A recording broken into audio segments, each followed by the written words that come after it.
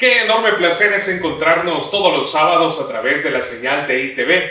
Esto es en directo para este sábado. Gracias por estar en sintonía, ahí en su casita donde usted se encuentre, en el rinconcito de su sofá, viendo la señal de ITV y de este programa en directo. Soy Rolando Aguilar y en esta noche vamos a estar hablando de un tema muy interesante que nos compete a todos. De hecho, hay algunas iniciativas de querer reformar para poder ver la posibilidad de una reelección presidencial en nuestro país. Para ello tenemos a Eduardo Escobar de Acción Ciudadana, que muy amable este día nos ha atendido el llamado. Eduardo, buenas noches, bienvenido. No, buenas noches, gracias por la invitación, un gusto y saludo a la audiencia.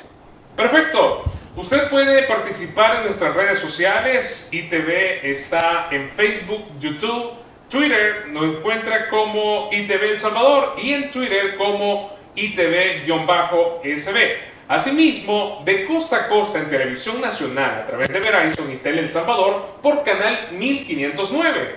Así que usted también puede participar el día de ahora en nuestra encuesta que tenemos colgada en Twitter, la cual dice la siguiente: ¿es posible la reelección presidencial en El Salvador? Usted tiene dos opciones, sí y no.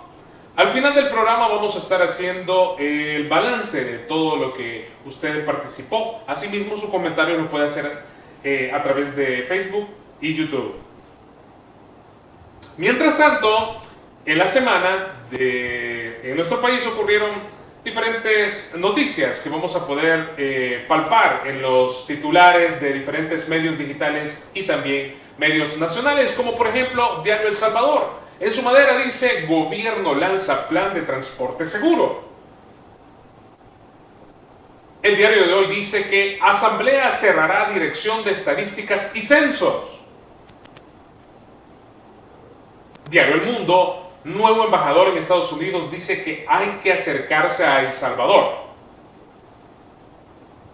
La prensa gráfica: bloquean acceso a las estadísticas homicidas. Diario Colatino: solicitan convocar a las AFP para que expliquen la rentabilidad negativa, que por cierto, este tema fue el que estuvimos hablando el sábado pasado con Luis Magaña, quien es economista y experto. Nos explicó de manera muy sencilla para que pudiéramos entender qué pasa cuando en nuestro estado llega una rentabilidad negativa. Bueno, comenzamos entonces, Eduardo, y bajo su punto de vista y su perspectiva de esta situación, ¿es posible una reelección presidencial en nuestro país? Yo creo que para contestar la pregunta hay que ver los dos ámbitos que se involucran en este tema de la reelección presidencial. El primero tiene que ver con el ámbito político y el segundo con el ámbito jurídico. En cuanto al ámbito político, no hay duda que se puede pensar que es posible la reelección. Y digo, ¿por qué es posible? Bueno, en primer lugar, es poco probable que el presidente desperdicie este contexto, esta coyuntura que nunca ha tenido otro político. ¿Y a cuál coyuntura me refiero? Tener controlada la Asamblea Legislativa, tener controlado el órgano judicial, tener controlada la Fiscalía, tener incidencia y alguna especie de control sobre el Instituto de Acceso a la Información y el resto de órganos de Estado. Entonces, soltar ese poder políticamente, pues digo, sería difícil que alguien lo quiera hacer. Aparte, ese mismo control que tiene de las instituciones le permitiría postularse de nuevo a la reelección y no tener ningún freno de ninguna institución que pudiera invalidar su candidatura e impedir que se postule. O sea, políticamente es viable, o sea, lo puede hacer, porque como digo, no hay un freno institucional que evite esta situación. Porque en otras ocasiones, y recordemos lo que pasó cuando Tony Saca quiso de nuevo postularse, de hecho se postuló, se inscribió por el tribunal, pero no tuvo los votos suficientes. Luego de la elección, Sala de lo Constitucional señaló que era inconstitucional su candidatura, ya porque tenía que pasar 10 años para que pudiera, en este caso, inscribirse. Entonces, el punto es que políticamente el no tener un freno ya sea una sala de lo constitucional que frene una candidatura que es inconstitucional o un Tribunal Supremo Electoral que rechace la inscripción de esta candidatura, tiene abierta la puerta para inscribirse de nuevo como candidato y competir en la elección, políticamente hablando. Jurídicamente ya cambia el asunto, ¿ya? Porque jurídicamente hay una serie de valladares que impiden que un presidente en funciones se pueda postular de nuevo para ser presidente en el periodo inmediato. Y en este caso estamos hablando de varias razones. La primera es que nuestra Constitución, nuestro sistema constitucional plantea que la alternancia en el ejercicio de la presidencia es algo consustancial al sistema. O sea, es importante que se preserve, digamos, esa posibilidad de que se alterne el poder. ¿Con qué objetivo? De que nadie concentre poder y esta concentración dure de forma ilimitada. O sea, las anteriores experiencias en nuestra política nos muestran varios casos de presidentes que concentraron el poder, ya sea de forma individual o de forma familiar. Entonces, ante eso es que nuestra Constitución, la actual Constitución, plantea como requisito fundamental el tema de la alternancia, es decir, que alguien no quede perpetuándose en el poder. Eso es lo que establece la Constitución como un primer aspecto. Y luego lo que señala la Constitución es que nadie puede ejercer la presidencia más de los 5 años que le ha dado la misma Constitución por medio de una elección. O sea, el presidente Bukele termina su periodo el 1 de junio de 2024 y él no puede ejercer ni un día más la presidencia de la República, no lo puede hacer. ¿Ya? Hay quienes dicen que jurídicamente sí es válido porque es una resolución de Sala de lo Constitucional que lo habilita. Ese era otro de los aspectos que quería consultarle, ya que la Corte Suprema de El Salvador avaló la reelección presidencial. Incluso por acá, donde usted estaba sentado, estuvo acá Ramón Villalta y hablaba también del aspecto de la interpretación que hizo esta sala y avaló obviamente que sí se podía hacer. Yo creo que hay que plantear esta discusión en orden. En primer lugar, las resoluciones de la Sala Constitucional son de obligatorio cumplimiento, pero estamos hablando de las resoluciones de la Sala de lo Constitucional. ¿Y qué elementos tienen que existir para que hablemos de una Sala de lo Constitucional? Uno, un procedimiento conforme a la Constitución para nombrar a estas personas como magistrados. Dos, personas que estén nombradas debidamente y emitan una resolución en el contexto de sus atribuciones, ¿ya? Ahí podemos hablar de que una resolución de sala es de obligatorio cumplimiento, pero si nosotros nos detenemos a observar los actuales abogados que están supuestamente ocupando el cargo de magistrados, nosotros podemos ver que su proceso de nombramiento está viciado.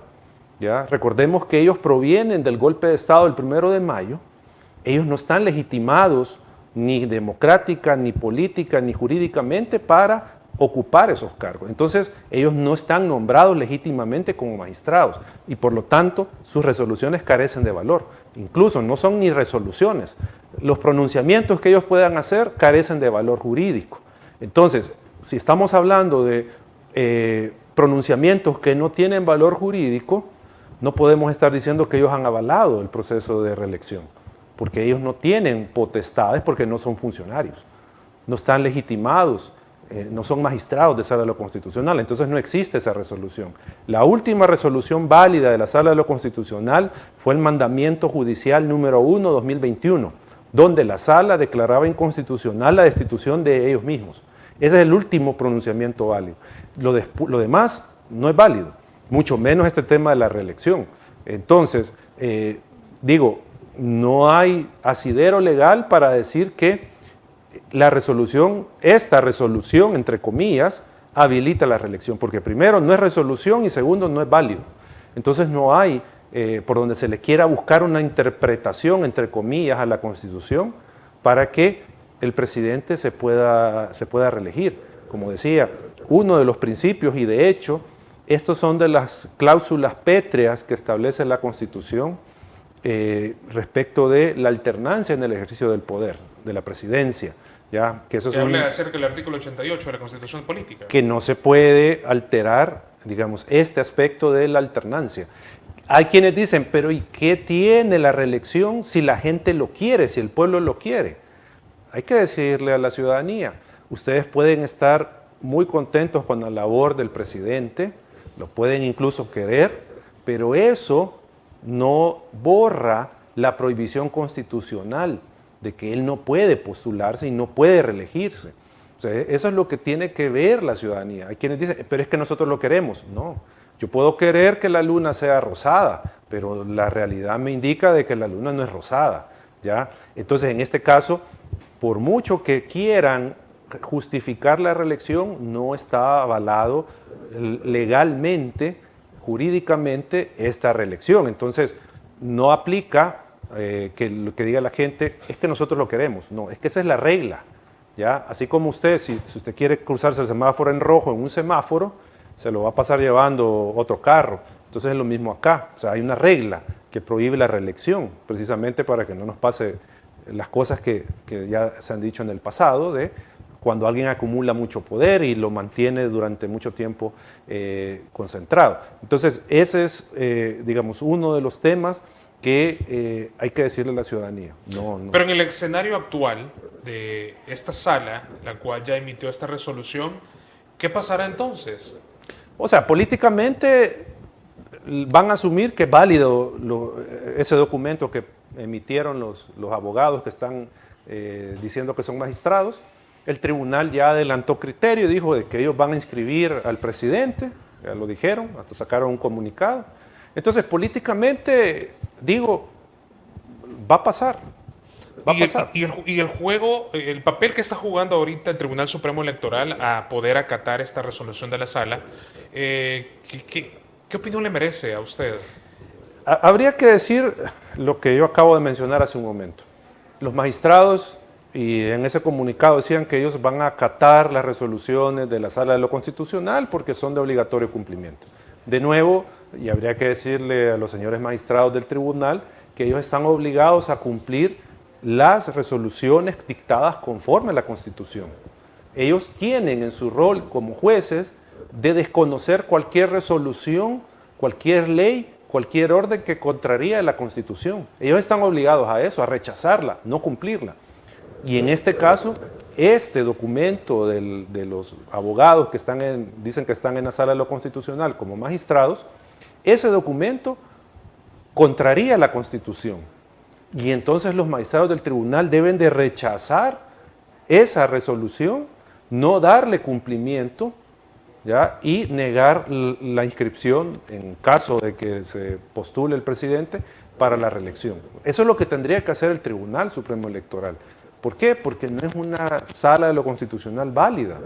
Ya no se cumplió el proceso que dice la Constitución para que ellos fueran magistrados. ¿Y aquí a qué nos referimos? No estaban en el listado del CNJ. ¿Ya? No estaban en el listado del CNJ. Luego no se siguió el procedimiento conforme a la Constitución para destituir a los otros magistrados. ¿Ya? Que si, por ejemplo, hubieran cometido un delito, entonces se les hace un antejuicio y se les desafora. Pero acá no sucedió eso. Simplemente, en un acto político, no jurídico, y político con fuerza, porque habían fuerzas de seguridad pública, hasta el ejército, fueron destituidos de su cargo y fueron, digamos, nombradas estas personas, estos abogados que digo, no son magistrados de Sala de lo Constitucional. Entonces, ante eso, los magistrados del tribunal no están obligados a acatar esa resolución porque no está dictada en legal forma. Entonces, no tendrían otro camino, digo, desde la óptica jurídica. Ya desde la óptica jurídica no hay, digamos, un margen de interpretación. Perfecto. Y en la actualidad, sobre esa resolución y sobre lo que ya mencionó usted, de hecho, el artículo 152 de la Constitución dice que no podrá ser candidato a la presidencia de la República quien haya ejercido por más de 6 meses el cargo ejecutivo. Si en el escenario hipotético que en efecto así va a ser, ¿qué pasará con el actual presidente? ¿Tendría que pedir permiso o qué tendría que hacer o qué pasaría en este escenario? Es que El punto, y aquí sería otro tema de discusión, es que si al llegar los 6 meses él renuncia, deposita temporalmente la presidencia en el vicepresidente, eso sería un fraude de la Constitución, ¿ya? O sea, yo vengo y me ajusto a la regla solo para conseguir un fin, pero ese es un fin fraudulento, ¿ya? El que yo estaría ejecutando o queriendo lograr. El decir, bueno, como la ley me pide esto, entonces la Constitución me pide esto, yo 6 meses antes renuncio. Entonces no hay una prohibición para mí. Pero entender de esa manera la prohibición constitucional sería un absurdo. Porque entonces, ¿cuál es el sentido de que exista la prohibición de la reelección si le dice al mismo presidente, no, mire, renuncie 6 meses antes y usted aparece luego postulándose? Ese es un contrasentido, el que interpretar la norma de esa manera. Es que la norma está señalada en que el presidente de la República no puede volverse a postular porque rompería la alternancia en el ejercicio de la presidencia. Hay quienes dicen, pero ¿cuál es el problema con la reelección? Si en Estados Unidos hay reelección. Sí, pero un momento. La reelección en Estados Unidos está plasmada en la Constitución. Eso está plasmado en la Constitución, que puede el presidente reelegirse por una única vez, se puede reelegir, eso ya está. Pero en el caso de El Salvador no está esa regulación. Si ustedes van a buscar la Constitución, no establece que el presidente tiene derecho a reelección. Eso no está ahí, ¿ya? Ahora, si como pueblo decidimos de que sí debe de habilitarse la reelección en términos generales, entonces tendríamos que reformar la Constitución para que, en este caso, en elección 2029, quien gane tenga la posibilidad de reelegirse posteriormente. Pero en este momento la regla lo que nos dice es que no está habilitada la reelección. Entonces, ese es el problema. O sea, no está habilitado. Incluso, yo siempre menciono esto, cuando el presidente Bukele se postuló como candidato, él sabía que solo se estaba postulando hasta 2029, que hasta ahí le llegaba su periodo, porque no hay reelección. Entonces, digamos, todos sabíamos, todos estábamos claros de que el periodo es de 5 años hasta 2029, pero los hechos que se han dado después, como la mayoría de nuevas ideas, la destitución de magistrados de sala, la anuencia del Tribunal Supremo Electoral, lo que nos están marcando es que, pese a la prohibición, se va a ejecutar por todos los vientos que soplan. Y con respecto a que el gobierno presentó un equipo ad hoc de especialistas para que pudiera estudiar las posibles reformas de la Constitución, ¿qué opinión le merece sobre todo este tema que es bien importante, el cual estamos tratando? Bueno, en el tema de la reelección no aparece la figura de la reelección en la propuesta que ha elaborado este equipo ad hoc de reformas, no está. Lo que sí definen es que puede haber reelección 5 años después. O sea, digamos, termina el presidente en 2024, él no se puede postular en 2024, sino que, según la propuesta, tendría que hacerlo hasta 2029, ¿ya?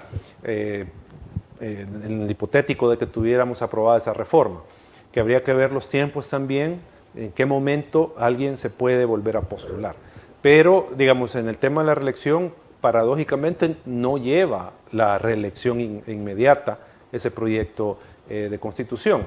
Ahora, lo que hay que decir es que, y hay que cuestionar mucho, es el origen de esta discusión de reforma constitucional, porque el origen es del mismo poder político, ¿ya?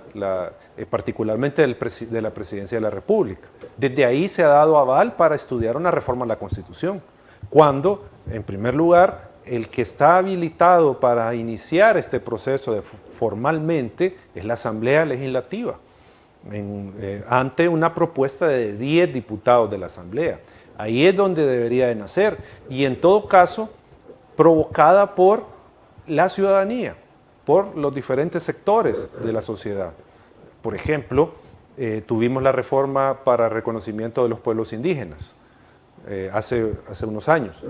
Esta propuesta provino de las organizaciones de pueblos indígenas. Desde ahí es que se originó y se llevó esa propuesta, la cual abrazaron a 10 diputados para darle la iniciativa y luego siguió el proceso de reforma constitucional que establece la misma Constitución.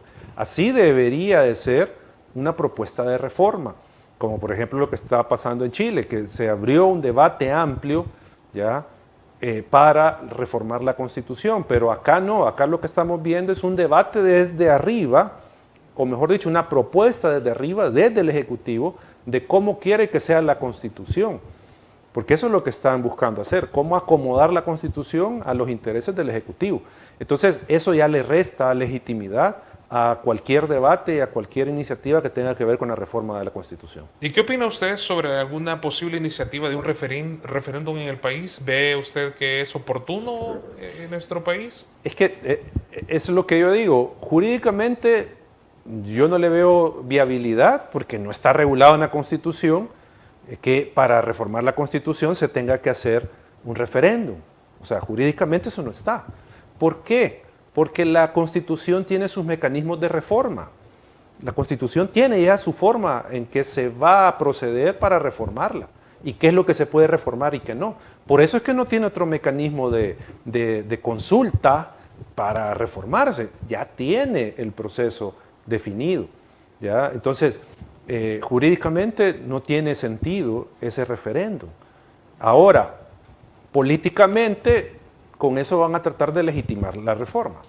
Van a inventarse, van a sacar ahí, como dicen, echa la ley, echa la trampa, van a sacar algo por ahí y van a decir que convocan al pueblo a un referéndum para que diga sí, quiere reformar la Constitución e incluso hasta si quieren la reelección. O sea, pueden salir con cualquiera de estas cosas, ¿ya? Para legitimar popularmente la decisión, esa decisión política que no tiene asidero constitucional. Porque hay que decir algo, toda decisión política tiene que tener el mínimo asidero constitucional y una decisión de referéndum no tiene ningún asidero constitucional. O sea, ¿y un referéndum para qué? Para reformar la misma Constitución, a eso me refiero. O sea, habría que estudiar si puedo llamar a un referéndum que no tenga, no tenga asidero, ¿cómo decirlo? Que no sea vinculante. Ya puedo hacer una consulta con la gente, pero eso no me vincula, no tiene obligatoriedad los resultados del referéndum. Habría que ver si eso es posible, pero solo para consultar a la gente. Pero para la reforma a la Constitución no cabe ese escenario de llamemos y consultemos a la gente, porque como insisto, ya la Constitución tiene su procedimiento de reforma establecido, quiénes son los actores, cuáles son los plazos, qué es lo que se puede reformar, eso ya está. Entonces no necesita un referéndum para reformar la Constitución. Y según su criterio, ¿no cree usted recomendable u oportuno el hecho de poder reformar nuestra Constitución política, no solamente en este tema, sino en muchos? Porque en algunos casos hay temas jurídicos que dejan un vacío, claro, en el cual pues, se aprovecha para hacer diferentes cosas. Sin duda, y de hecho las organizaciones de sociedad civil durante años hemos propuesto reformas a la Constitución en diferentes ámbitos, ¿sí? O sea, las organizaciones, como digo, si uno revisa, han hecho diferentes propuestas. El punto en este momento es que, si bien hay que reformar algunos aspectos de la Constitución, pero no de esta manera, no así, ¿ya? Sí hay que reformar, pero no así, no de esta forma, no imponiendo, no queriendo hacer ver un proceso que no tiene asidero constitucional como válido y como legítimo, ¿ya? No tendría que ser de esta manera. ¿Cómo sugiere Eduardo Escobar desde Acción Ciudadana que estos temas jurídicos que tienen gran trascendencia en nuestro país y que favorece no favorece a los salvadoreños, ¿cómo tendría que ser entonces el proceder para cambiar esos aspectos que pues, se hicieron en aquella época y no en la actualidad? Solo una cosa, por el énfasis que hace de la época. La Constitución de Estados Unidos es de 1878, creo yo, y todavía está vigente. O sea, el tiempo no es, una medida para decir que ya no sirve, que no puede ser aplicada. O sea, Digo, yo decía claro, por el claro. hecho de... Yo de no por diferentes usted, temas. yo más para Sí, la sí. gente, o sea Ok. porque muchas veces los políticos le venden a la ciudadanía que esta constitución ya es vieja y ya no sirve. ¿Ya? Entonces hay que decir eso, o sea, de que el tiempo no necesariamente significa que no sirve la constitución. ¿Ya? Ahora, a mi juicio muy particular, acá lo que debería haber es un gran encuentro de todas las fuerzas vivas del país. Estamos hablando partidos políticos, estamos hablando organizaciones de sociedad civil, la academia, todos los sectores, la empresa, todos deberían de llegar a un gran consenso político de los mínimos que deberían de reformarse en una constitución y comenzar a trabajar en ese sentido en cómo cambiamos los aspectos que hay que cambiar de la constitución, porque sin duda hay que ver que la constitución no es perfecta, tiene algunos vacíos, tiene algunas reglas que hay que cambiar, ¿ya? Pero digo, debería hacerse de otra forma, no desde el poder, porque ese es el punto. Desde el poder se está haciendo la reforma. Porque veamos tal vez voy a hacer una simplificación indebida, pero en Chile el origen de la reforma constitucional fueron las protestas de 2019, 2018, no me acuerdo del año que fue. Que no sé si se acuerda que quemaron el metro y hubo una gran revuelta. Eso fue lo que, o uno de los detonantes de la reforma constitucional, ¿ya? O sea, la gente en la calle, eso fue. Pero acá lo estamos viendo desde la vicepresidencia. Ya desde allá lo estamos viendo. Entonces, digo, eso le resta un tanto de legitimidad al proceso, que, como digo, lo que está buscando es acomodar la Constitución a los intereses del Ejecutivo. Eduardo, ¿por qué en el pasado no pudimos ver entonces este tipo de iniciativas de querer reformar la Constitución de nuestro país? Yo creo que acá lo que falló y que ahora está pasando factura es la falta de acuerdo político de los liderazgos políticos del país, los partidos, la asamblea, la presidencia. Digo esto porque desde la academia y desde sociedad civil siempre se manejó un discurso de que era necesario hacer algunos ajustes a la Constitución, ¿ya? Por ejemplo, en lo que tiene que ver con las elecciones de funcionarios. Estamos hablando del fiscal, magistrados, segundo grado, todos ellos mencionábamos nosotros, hay que hacer algunos ajustes a la Constitución, ¿ya? Pero, digamos, desde sociedad civil, desde la academia, incluso en un momento la empresa privada estuvo anuente a estas reformas, desde ahí se manejó ese discurso y se hicieron las propuestas. Pero no se encontró eco en los liderazgos políticos, lastimosamente. Y digo lastimosamente porque ellos hubieran corregido mucho del andamiaje jurídico del país, reformando y actualizando algunos aspectos de la Constitución. ¿No les interesó a ellos, Eduardo, o estaban cómodos como ellos estaban legislando? Sí. Eso es lo que pasó esto último. Se aquilosaron en el poder, estaban bien, ya tenían el control y sabían el manejo del sistema. Entonces, ¿para qué cambiarlo? ¿Ya? ¿Para qué? ¿Para qué mover las piezas? Pero, y esto siempre lo decíamos de sociedad civil, había que hacer estos movimientos porque ahora estos tomadores de decisión, estos liderazgos políticos se quedaron sin el plato y sin la sopa. O sea, ahora no tienen forma de incidir. O sea, y entonces ahora queda en manos de este gobierno y del Partido Nuevas Ideas la suerte de la Constitución, cuando antes se pudo haber tomado con el consenso de mayor cantidad de actores. En aquel momento, si ellos hubieran tenido la voluntad política y sobre todo la visión de ajustar la Constitución en un proceso participativo, legítimo, constitucional, para tener una Constitución ajustada en algunos aspectos a los tiempos, pero no se hizo. Entonces, ¿cuál es la consecuencia? Ahora tenemos esto, que va a pasar, sin duda, en la reforma de la Constitución. Perfecto, Eduardo. Fuimos a la calle, Eduardo, y le preguntamos a la gente que qué pensaba sobre este tema. Janet fue a las calles de San Salvador y consultó lo siguiente. Veamos cómo reaccionaron los televidentes. ¿Parece la reelección presidencial? Me parece bien. Les vamos a ganar a los azules y a los rojos. Si ya están los rojos, que voten el fusilito. Y están los azules, que voten la crujita. Porque vamos los del este para adelante y ganando y ganando y ganando. Bueno, yo pienso de que si lo han aprobado, pues ni modo, hay que apoyar, ¿verdad? Y si no, pues cada quien es libre de elegir. Ese sería mi pensamiento. Bueno, yo considero que ahorita un 50% apoya la reelección y un 50% no. Para mí sería bueno porque estamos bien agradecidos con todo lo que el presidente ha hecho, aunque han habido fallas, ¿verdad? Con esto de que hay gente inocente que se han llevado, pero uno tiene la fe en Dios que van a salir por ser inocentes, ¿verdad? Pero el proceso se está dando, ¿verdad?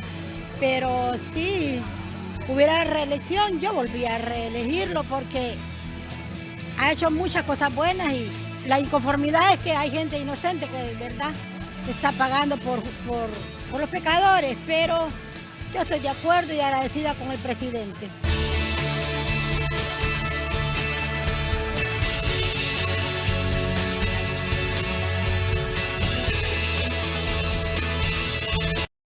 Eduardo, ¿qué opinión le merece lo que pudo escuchar de las personas consultadas? Bueno, son respetables las opiniones de la ciudadanía. Solo tal vez lo que podría yo agregar es que hay que llevarles información a estos ciudadanos. ¿Por qué? Porque por muy agradecida que esté la televidente, la entrevistada, pero hay que decirle que el presidente no tiene derecho a reelegirse, porque está prohibido por la Constitución. Ese es el punto.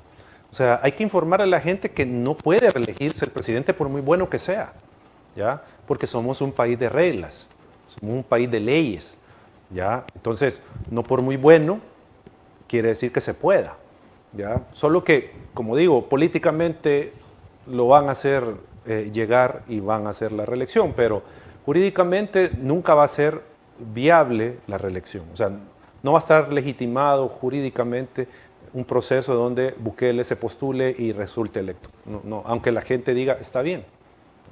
Perfecto. Vamos a nuestra primera pausa comercial. Participe en nuestra encuesta que tenemos en Twitter. Ahí tiene 2 opciones para que usted pueda participar. Ya regresamos. Mientras, vamos a conocer una nueva palabra más de nuestro diccionario de ITV, la guanacopedia. Veamos qué palabra nos tiene preparado el día de ahora Janet.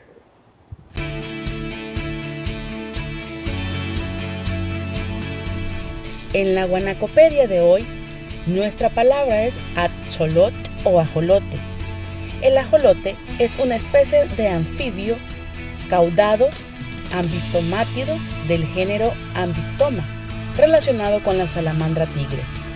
Fue descrito originalmente por George Kersley Chown y Frederick Collody Noder. Es endémico del sistema lacustre de la Cuenca de México y ha tenido una gran influencia en la cultura mexicana.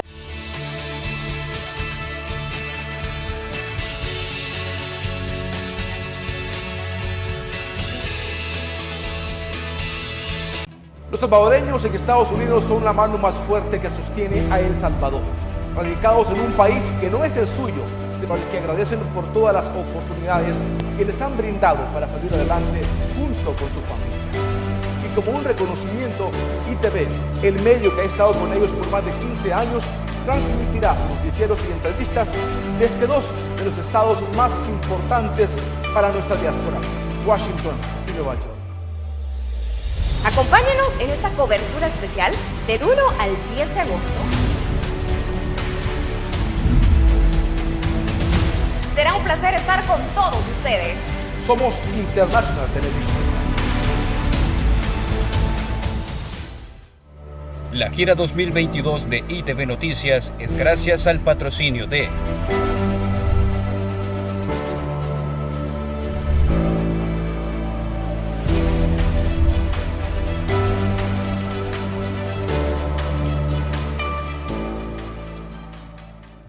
Feliz día del salvadoreño en Estados Unidos.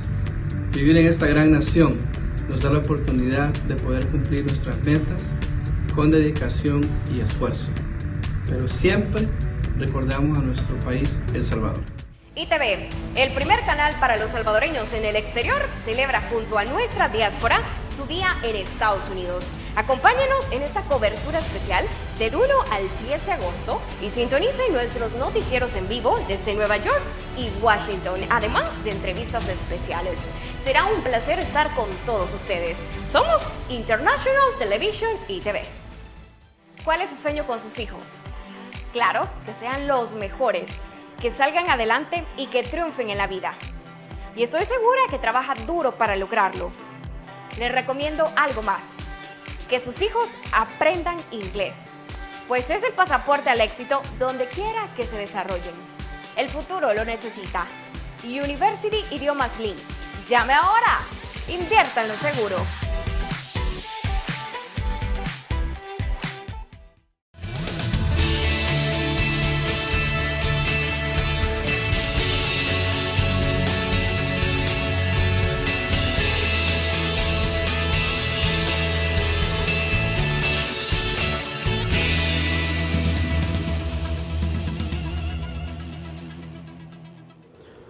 Medios que están conectados con ITV El Salvador en televisión nacional de costa a costa en los Estados Unidos nos puede ver a través de Verizon 1509 en alianza con Tele El Salvador. Asimismo, nuestras redes sociales en Facebook, YouTube y TikTok como ITV El Salvador y en Twitter como ITV-SB. El tema que vamos a estar hablando en esta segunda parte de En Directo es sobre la oportunidad de que por fin los salvadoreños en el exterior puedan emitir el sufragio. Para ello se ha considerado el voto electrónico. Eduardo Escobar, ¿qué opinión le merece a este tema? Y ustedes creo que presentaron una moción, ¿verdad?, sobre este tema. Bueno, Acción Ciudadana, la organización que yo pertenezco, es parte de la iniciativa Votante, que es un grupo de organizaciones de sociedad civil, academia y tanques de pensamiento que estamos trabajando de cara a la elección 2024 para monitorear el desarrollo del proceso electoral. Digamos, vamos a hacer un ojo ciudadano en lo que se dé en el proceso electoral e igual vamos a hacer una fuente de información para la ciudadanía sobre el desarrollo del proceso. Dicho esto, como votantes, nosotros vemos positivo que se esté implementando o se estén tratando de implementar modalidades de votación que permitan a la diáspora participar en el proceso electoral 2024. O sea, es positivo que se le reconozca este derecho a la ciudadanía en el exterior, que pueda votar. Porque recordemos que ya había votado en procesos electorales anteriores de forma postal, pero solo para la elección presidencial. Pero ahora tienen habilitado votar para alcaldes, diputados en 2024. Entonces, es positivo que se le reconozca este derecho y se establezcan los mecanismos para que lo puedan hacer. Pero eso también lleva, digamos, correlativamente, un tema de que hay que vigilar, que estar atentos a la modalidad que se implemente para la votación de los salvadoreños en el exterior. Y acá la propuesta que está en la mesa de la Asamblea Legislativa, promovida por Nuevas Ideas, es el voto electrónico, voto por Internet. Esa es, digamos, la propuesta que actualmente está en la discusión y que, como digo, si bien es positivo que se busquen las formas para que la diáspora vote, pero debe de establecerse un sistema que garantice seguridad del proceso electoral. Acá, ¿a qué nos referimos? Hay una serie de señalamientos de seguridad sobre el voto electrónico, el voto por Internet, y a cuáles nos referimos. Uno, el tema de la suplantación de identidades. O sea, el voto por Internet es más fácil que se pueda suplantar la identidad que en el voto, digamos, presencial, por ejemplo. Esa es una de las preocupaciones, que cómo evitar que se dé suplantación de identidades. Ya tuvimos las experiencias con este tema del archivo wallet, donde sabemos de personas que, y de hecho a mi persona fue suplantada la identidad. Alguien utilizó mi número de documento de identidad, no sé cómo lo obtuvo. Probablemente en algún trámite que usted ha hecho, etc. Sí, no sé, no sabemos sí, cómo, sí. cómo obtuvieron el número. y cómo validaron la imagen. Nos imaginamos que por medio de algún celular, alguna impresión de una foto, y esa la pusieron enfrente del documento y validó la imagen. Entonces, ese tipo de hechos son los que deben de evitarse sucedan en una modalidad de voto por Internet, la suplantación de la identidad. ¿Ya? También tiene que evitarse, y esto lo hemos señalado, que se viole la secretividad del voto. ¿Ya? O sea, se tiene que mantener siempre secreto el voto del ciudadano, pero el voto por Internet posibilita, o sea, hay formas de cómo indagar el sentido del voto del ciudadano. Entonces corre riesgo digamos en este caso, la secretividad del voto.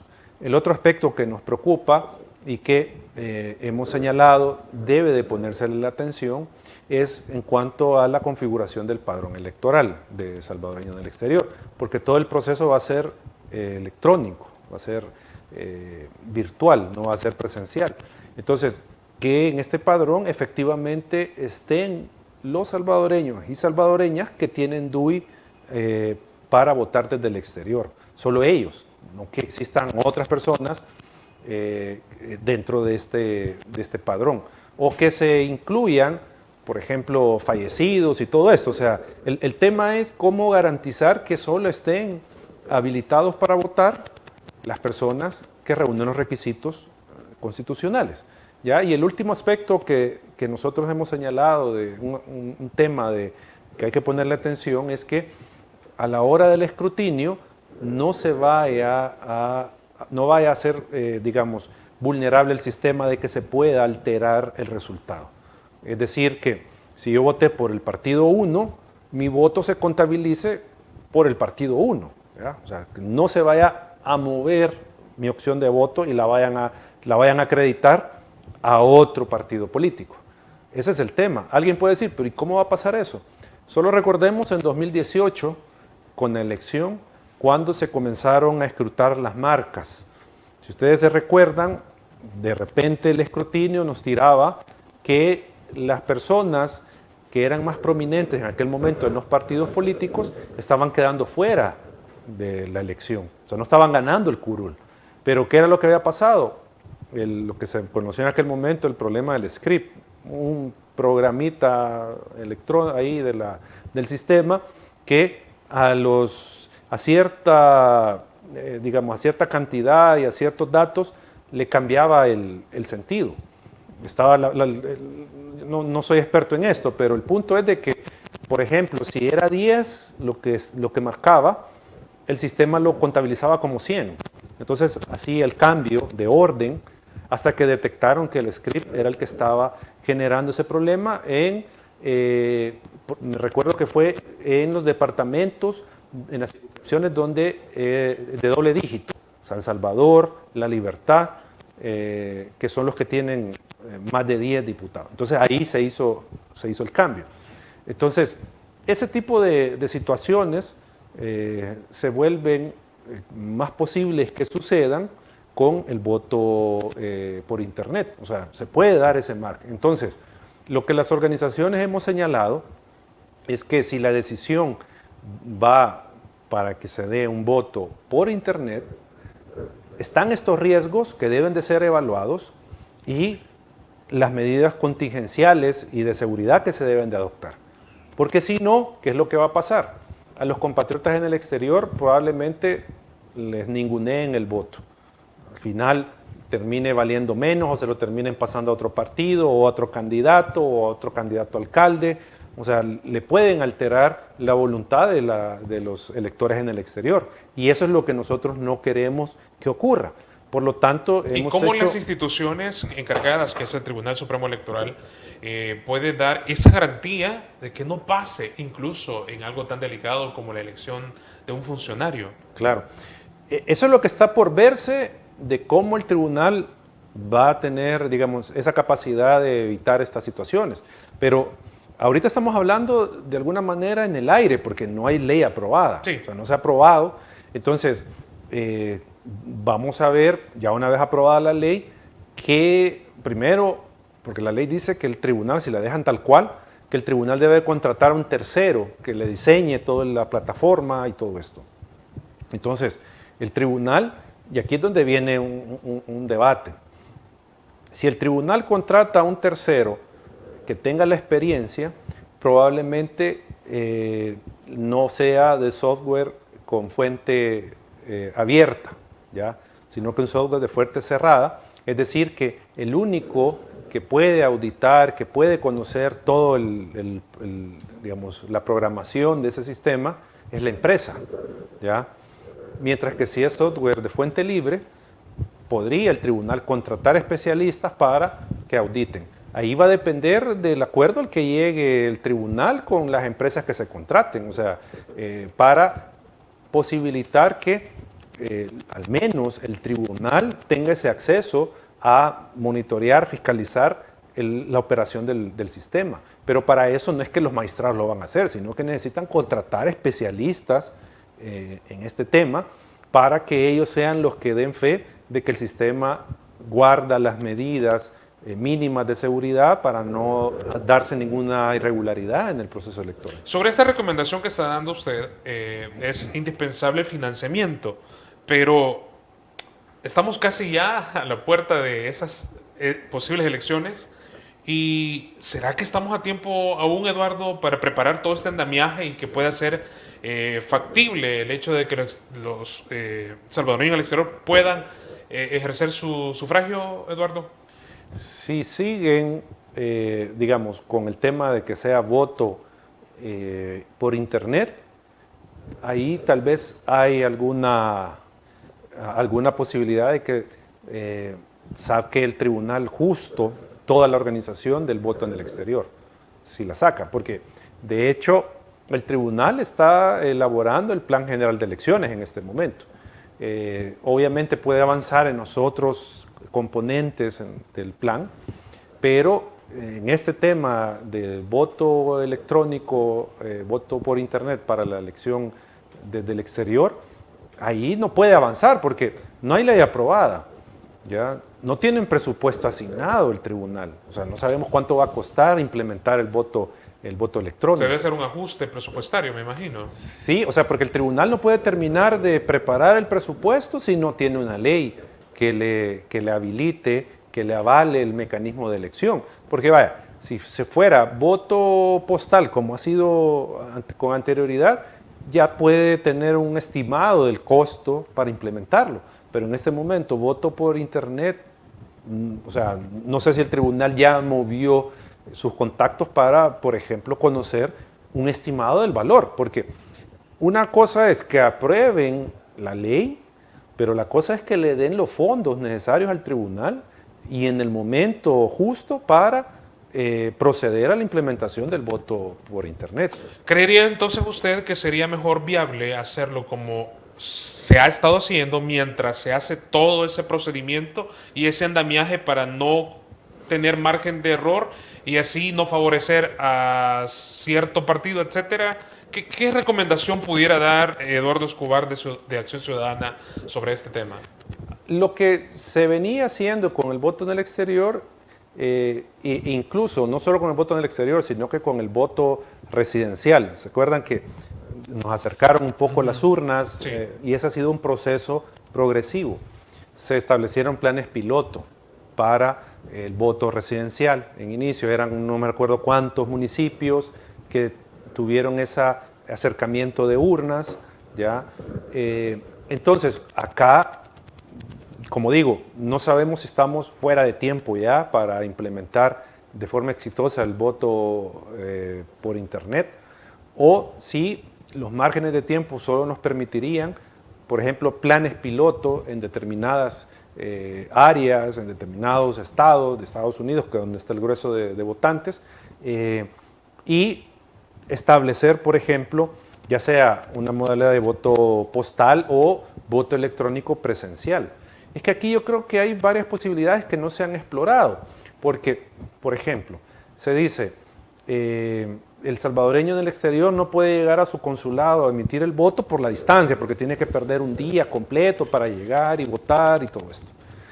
Pero entonces, ¿por qué no habilitamos como pasa en Estados Unidos, el voto anticipado. ¿Por qué no pensamos en el voto anticipado? Eso necesita una reforma de ley, ¿ya? Y entonces los salvadoreños del exterior pueden, siguiendo este ejemplo, votar, voy a poner una cifra, un mes antes de la elección. Entonces, se habilitan, por ejemplo, cabinas de votación electrónica en los consulados con horarios más accesibles para que el ciudadano que esté interesado pueda llegar y votar. Eso garantiza o da mayor rango de seguridad de que no va a haber una alteración del resultado. O sea, obviamente siempre el voto electrónico tiene que ser auditado, no estoy diciendo que no habrá auditoría, pero por ejemplo, esa podría ser una opción, combinar el voto por internet, ¿ya?, con otra modalidad de votación e irlo implementando progresivamente, o sea, eso, porque también hay un detalle que yo no lo había pensado y un miembro de votantes lo planteó. La sábana de San Salvador, que son 24 candidatos y si compiten 7, 8 partidos, multiplicamos 24 por 8, ¿cuántos candidatos hay? ¿Cómo se verá eso en un teléfono? ¿Ya? ¿Cómo se va a ver si yo voy a votar desde el teléfono? O difícil, una tablet. Difícil. O una tablet. O sea, una tablet no logra, o sea, no va a mostrar, digamos, en un tamaño adecuado quiénes son los candidatos. O sea, eso puede dificultar la votación. Con esto no estoy diciendo de que no se pueda hacer, no. Sí, lo que estoy diciendo es que son varios factores que... se deben prever antes, me imagino, antes de poder implementar. Claro, claro. Y entonces, y esto que estoy mencionando de alternar o combinar formas de votación, no solo yo lo estoy diciendo. De hecho, había un grupo de salvadoreños en el exterior que hacían esa propuesta de implementar 2 mecanismos de votación. Yo sé, tal vez pueda ser más complejo, pero el punto es que vamos a entrar de golpe a voto por internet en el exterior, sin haber, digamos, realizado o tenido un aprendizaje institucional de cómo manejarlo, cuáles son los problemas, o sea, de irlo poco a poco implementando para que no vaya a haber ninguna irregularidad, pero pareciera de que se va a ir la votación así, si lo aprueban tal cual está presentado, voto por internet en la elección. Va a tener que correr, me imagino, todo. El tribunal, sí, el tribunal. De hecho, hace poco unas declaraciones de los magistrados, de un magistrado del tribunal decía eso. Ya están sobrepasados de tiempo para implementar sin ningún riesgo y sin problemas el voto en el exterior. Y todavía no hay, digamos, aprobación de esta ley. Entonces, esto, sin duda, esperemos que no vaya a significar alguna complicación extra para la organización del evento electoral 2024. Eduardo, esto es una deuda desde el 2012 por una resolución de la Corte Suprema de Justicia. ¿Qué pasa entonces con este tema, con aquellos que puedan decidir hacer o no hacer? ¿Qué pasa? ¿Por qué no se pudo legislar a favor de esta resolución o a favor de que los salvadoreños en el exterior puedan emitir su derecho al voto? ¿Qué ha pasado? ¿Esa falta de interés o no ha habido lo suficiente administrativamente o jurídicamente para realizar algo de inmediato? De nuevo el tema de la voluntad política, la falta de voluntad política, la incertidumbre de los partidos políticos respecto de quién iba a salir beneficiado o afectado con el voto en el exterior. Ya siempre estaba ese temor de no saber si me va a afectar o me va a beneficiar y todo esto. Ese, digamos, ha sido siempre el tema del retraso o de la negativa a implementar el voto en el exterior de forma, digamos, abierta, sin limitantes. Porque recordemos que la primera fue habilitar una urna en el Estadio Mágico González para que los compatriotas que quisieran vinieran al país y votaran ahí. ¿Ya? Esa fue como la primera experiencia, si no mal recuerdo, pero eso no avanzó a establecer el voto en cada lugar de residencia, o sea, que no tuvieran que venir los salvadoreños. Y por esa falta de voluntad política es que en 2012 varios ciudadanos presentamos esa demanda de inconstitucionalidad ante la Sala de lo Constitucional, donde alegábamos que había una omisión del legislador en regular el voto para los salvadoreños en el exterior. En ese caso yo participé de ese proceso y la sentencia la pronunció la sala hasta en 2016. ¿Ya? En ese ínterin se aprobó la ley para el voto en el exterior en la elección presidencial, ya que estuvo vigente para la elección 2014 y 2019, ¿ya? Pero igual se limitaba, solo era la presidencial, ¿ya? Y era el mecanismo de voto postal que tuvimos en estas dos últimas elecciones presidenciales. Pero, digamos, los partidos nunca tuvieron la voluntad de dar el paso más, o sea, regular un mecanismo, regular un procedimiento que fuera más accesible para la ciudadanía, que comprendiera todas las elecciones, porque como no estaba para la legislativa municipal, sino que solo presidencial. Entonces, todo eso que no lo arreglaron, que no regularon, y volvemos a lo que yo decía hace un momento, no lo hicieron en su momento y ahora le dejan todo al gobierno y a Nuevas Ideas, ¿ya? Para que ellos establezcan el sistema que ellos quieran. Resumiendo, es decir, fue o es falta de voluntad política de los partidos políticos que no pudieron legislar a favor en tiempo. Claro. Sí, de dejar arreglado todo eso. O sea, tuvieron la oportunidad en 2013 cuando emitieron la ley. Ahí pudieron haber regulado de mejor ¿Y será forma. que también a los legisladores se les olvidó que también gobernaban para la diáspora? Porque ellos tienen derecho al igual que nosotros, simplemente pues tuvieron que emigrar para mejorar su calidad de vida. Yo creo que más es un tema de incertidumbre, o sea, primero, ¿cuántos votantes van a haber?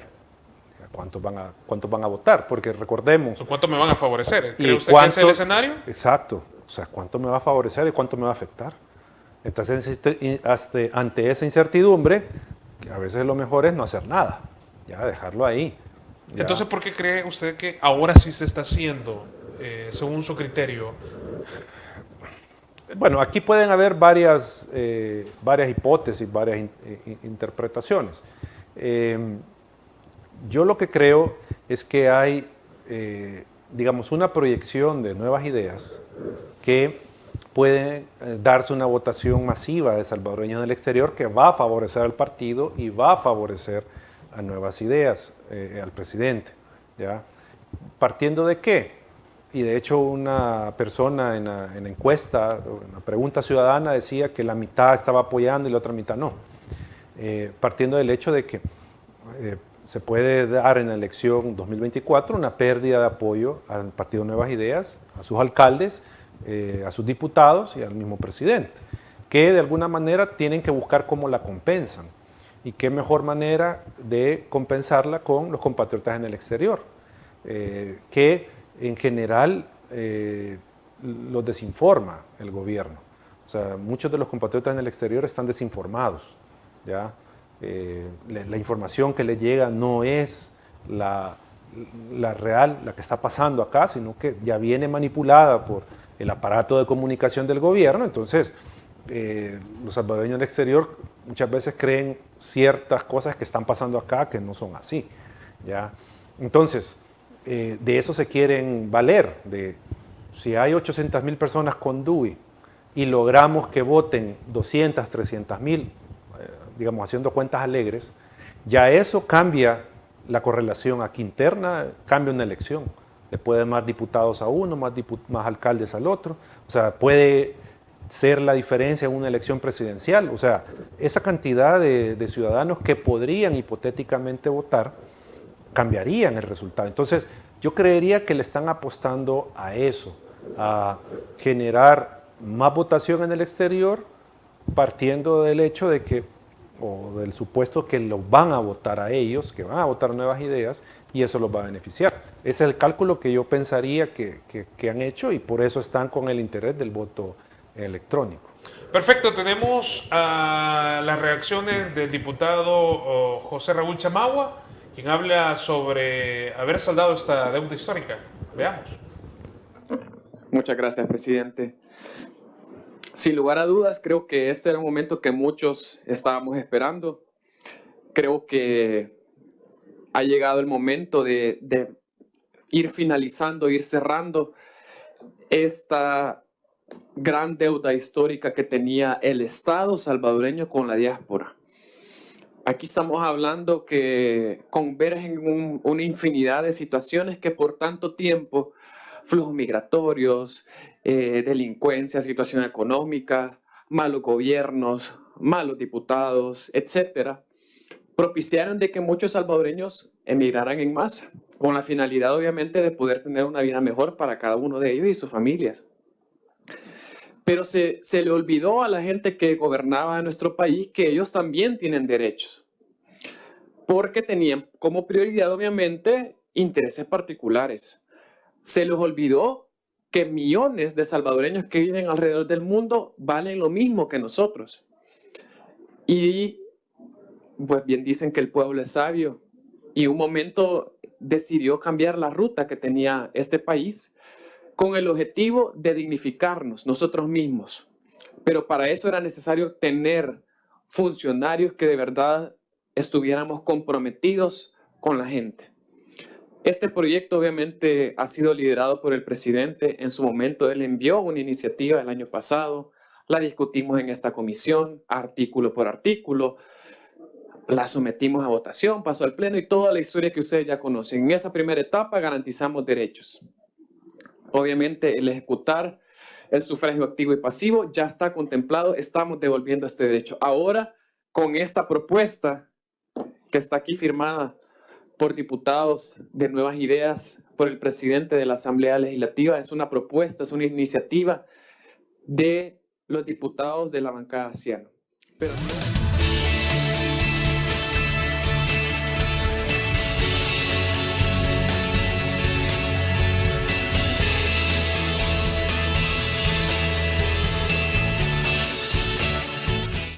bueno, ojalá se apruebe lo más pronto posible para que los salvadoreños en el exterior, sobre todo en Estados Unidos, puedan votar. Eduardo. No, yo insisto, al escuchar las declaraciones del diputado, yo creería que más es un cálculo político de que pueda salir beneficiada Nuevas Ideas de una votación de salvadoreños en el exterior que fuera masiva. Más es ese interés que en realidad reconocerle el derecho a la ciudadanía en el exterior. Yo mantengo eso, de que hay un interés político de por medio, así como lo hubo antes. Siempre lo ha habido entonces, siempre no lo ha es habido. Nada particular en esta ocasión. Antes el interés era, no alteremos la correlación que hay aquí interna. Ya tenemos todo ya amarrado. Exacto, ahora es cómo cambiamos o influimos o incrementamos la correlación interna por medio del voto en el exterior. Entonces, más creo que por ahí va el asunto, más que por un tema de satisfacer derechos. Perfecto, Eduardo. Le agradezco el tiempo que te ha tenido usted acá dedicándolo a los televidentes de ITV. Gracias, espero que no sea la primera y última vez. No, gracias por la invitación, un gusto, y sí a las órdenes para volver a discutir estos temas. Perfecto. Vamos entonces a ver el resultado de la encuesta que hicimos en Twitter, la pregunta que escribimos por ahí para que usted la pudiera comentar. Vamos a ver la tabulación. Decía, ¿es posible que la reelección presidencial en El Salvador? Un 78.6% decía que sí y un 21.4% decía que no. Gracias por haber estado en sintonía. Recuerde que de costa a costa en los Estados Unidos usted nos puede ver a través de Verizon 1509 con la cortesía de Tele El Salvador. Gracias por habernos sintonizado. Nos vemos y nos sintonizamos el próximo sábado. No sin antes pasar nuestra cámara a ver qué lugar visitó en Destinos SB para esta semana. Mientras tanto, que pase una feliz noche y hasta la próxima. En Destinos SB traemos el Cerro Verde. Esta atracción se ubica en el departamento de Santa Ana, a 77 kilómetros de San Salvador. Fue fundado por don Raúl Contreras y abierto al público en el año de 1955, formando parte del complejo de los volcanes, establecido como un área prioritaria para conservación del medio ambiente en El Salvador. Este parque cuenta con una extensión de 54 manzanas, los senderos interpretativos, las flores misteriosas, una ventana a la naturaleza y el antiguo hotel de montaña, caminatas a los volcanes de Izalco, Santa Ana, miradores, áreas de juegos recreativos, abundante flora, fauna, modernos servicios sanitarios, estacionamiento y cafetería, entre otros.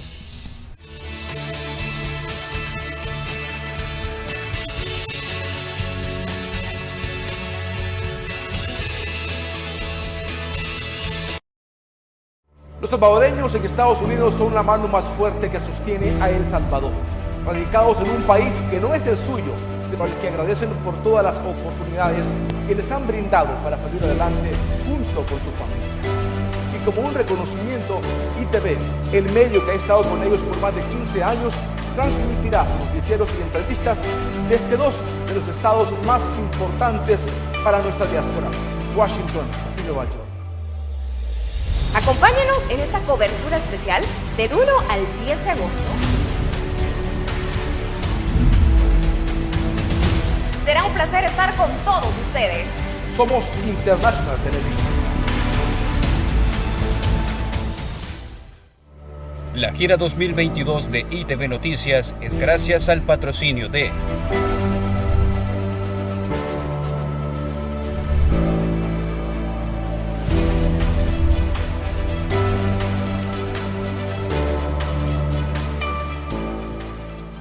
Feliz Día del Salvadoreño en Estados Unidos. Vivir en esta gran nación nos da la oportunidad de poder cumplir nuestras metas con dedicación y esfuerzo. Pero siempre recordamos a nuestro país, El Salvador. ITV, el primer canal para los salvadoreños en el exterior, celebra junto a nuestra diáspora su día en Estados Unidos. Acompáñenos en esta cobertura especial del 1 al 10 de agosto y sintonicen nuestros noticieros en vivo desde Nueva York y Washington, además de entrevistas especiales. Será un placer estar con todos ustedes. Somos International Television ITV. ¿Cuál es su sueño con sus hijos? Claro, que sean los mejores, que salgan adelante y que triunfen en la vida. Y estoy segura que trabaja duro para lograrlo. Les recomiendo algo más, que sus hijos aprendan inglés, pues es el pasaporte al éxito donde quiera que se desarrollen. El futuro lo necesita. University Idiomas Link. Llame ahora. Invierta en lo seguro.